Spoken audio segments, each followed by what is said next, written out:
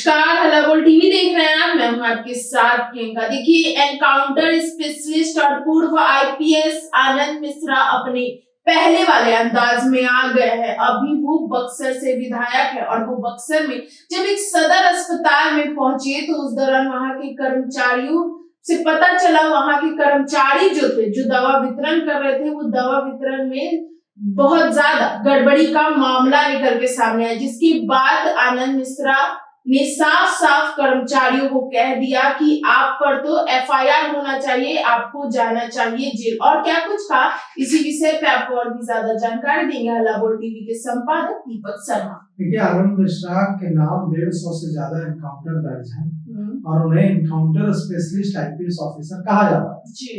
बाद में वे इस्तीफा दे दिया उन्होंने भारतीय पुलिस सेवा से और अब वे भारतीय जनता पार्टी के बक्सर से विधायक हैं जी।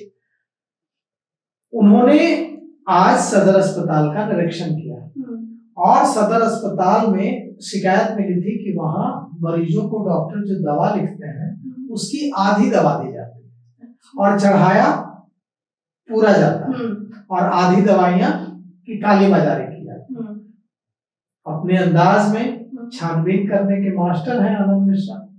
वो पहुंचे वहां और उन्होंने कहा कि जो महिला मरीज थे उनसे देखा कि आप कितनी दवाएं मिली हैं, तो डॉक्टर ने लिखा था 20 टैबलेट, उनको दिया गया था 10 टैबलेट।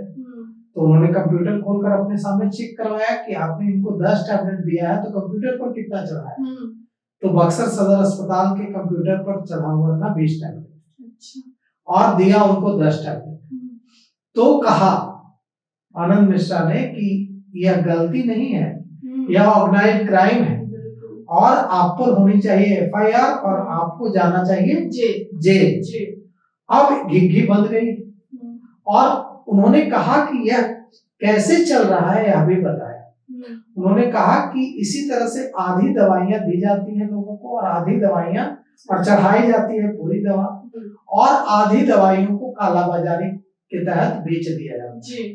अब उन्होंने कहा है कि यह ऑर्गेनाइज्ड क्राइम है और ये ऑर्गेनाइज्ड क्राइम वे नहीं चलने देंगे।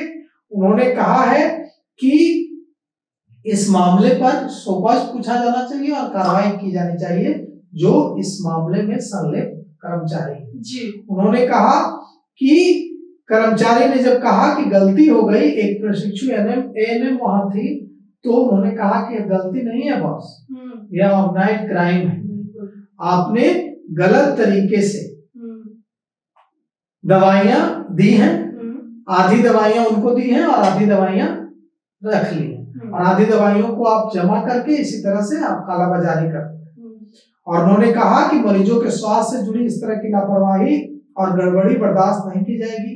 अगर दवा वितरण में कालाबाजारी या किसी प्रकार की गड़बड़ी साबित होती है तो संबंधित जो कर्मी हैं, कर्मचारी हैं, उन पर प्राथमिकी दर्ज कर दोषियों को जेल भेजा जाना चाहिए। उन्होंने कहा कि इस पूरे मामले में स्पष्टीकरण मांगकर इनके खिलाफ कार्रवाई होनी चाहिए। बिल्कुल। उन्होंने भारतीय जो मरीज हैं, उनके परिजन हैं और जो वहां दवा लेने आए हैं उनसे भी बात की और जानकारी ली और कहा कि भ्रष्टाचार किसी कीमत पर बर्दाश्त नहीं किया जाएगा, ऐसे लोगों को बेनकाब किया जाएगा।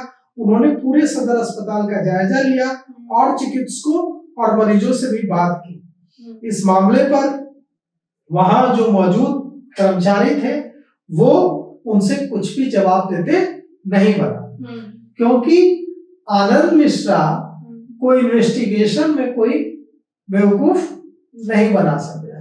पहले कर्मचारियों ने कोशिश की उन्हें बेवकूफ बनाने की कि नहीं, गलती से चढ़ गया, जितना दिए हैं उतना ही चढ़ा है। बाद में जब उन्होंने चोरी पकड़ ली तो कर्मचारियों से कुछ कहते नहीं बना। उन्होंने पूरे अस्पताल का जायजा लिया और अब कार्रवाई इस मामले में तय मानी जा रही है उन कर्मचारियों पर जिन्होंने दी आधी दवाई और चढ़ाई पूरी दवाई, दी 10 गोलियां और चढ़ा दी 20 गोलियां। आनंद मिश्रा आईपीएस रहे हैं और उन्होंने भारतीय पुलिस सेवा से इस्तीफा देकर 2024 में भारतीय जनता पार्टी के टिकट पर लोकसभा चुनाव लड़ने में बिहार आए, लेकिन भारतीय जनता पार्टी का टिकट नहीं मिल पाया था, निर्दलीय चुनाव लड़े थे, हार गए थे। उसके बाद जनसुराज में चले गए। जनसुराज में युवा जनसुराज के राष्ट्रीय अध्यक्ष रहे।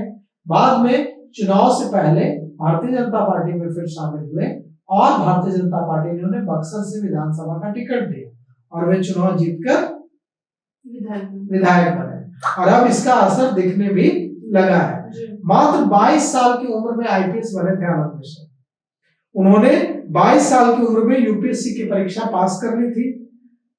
13 साल के करियर में आनंद मिश्रा ने करीब 150 एनकाउंटर किए हैं। वे असम मेघालय कैडर के आईपीएस अधिकारी रहे हैं और अपराधी उनके नाम से कांपते रहे। तो यह तो हुआ उनका बायोडेटा जो उन्होंने एक पुलिस ऑफिसर रहते हुए बनाया है। अब एक विधायक रहते हुए देखना यह है कि एक विधायक रहते हुए 1 महीना से थोड़ा ज्यादा ही हो गया उनको विधायक बने। अब एक विधायक बनने के बाद वे भ्रष्टाचारियों का एनकाउंटर कैसे करते हैं? पहले तो गन थी उनके पास, गन से एनकाउंटर कर लेते थे। अब तो गन नहीं है, अब तो कानून की ताकत है। तो कानून की ताकत जनप्रतिनिधि के रूप में भ्रष्टाचारियों को कैसे बेनकाब करते हैं? अब तो एनकाउंटर नहीं करना, अब तो जेल भिजवाना है। तो जेल कैसे भिजवाते हैं, भ्रष्टाचार कैसे रोकते हैं और कैसे कम। अगर बक्सर में आनंद मिश्रा से मेरी कई बार बातचीत हुई है और हम लोगों के संबंध बहुत अच्छे रहे हैं, तो मैं आनंद मिश्रा से एक इंटरव्यू में उनसे बात करता हूँ कि वो हम हल्ला बोल टीवी को एक इंटरव्यू दें और मैं उनसे पूछूंगा कि बक्सर सदर अस्पताल में तो आपने जाकर छानबीन कर ली, लेकिन ये जो विभिन्न सरकारी महकमों में जिस तरह से भ्रष्टाचार हो रहा है उस पर लगाम कैसे लगाएंगे विधायक जी, पूर्व आईपीएस विधायक जी? ये सवाल का, इस सवाल का जवाब तो आनंद मिश्रा ही देंगे और जैसे ही हमारी हल्ला बोल टीवी की मुलाकात आनंद मिश्रा से होगी वे सवाल उनसे जरूर पूछेंगे। सुना आपने, इन सबको लेकर आपकी क्या राय है कमेंट बॉक्स में बताएं। फिलहाल इस पेशकश में इतना ही। आगे की खबर देखने के लिए बने रहा हल्ला बोल टीवी के साथ।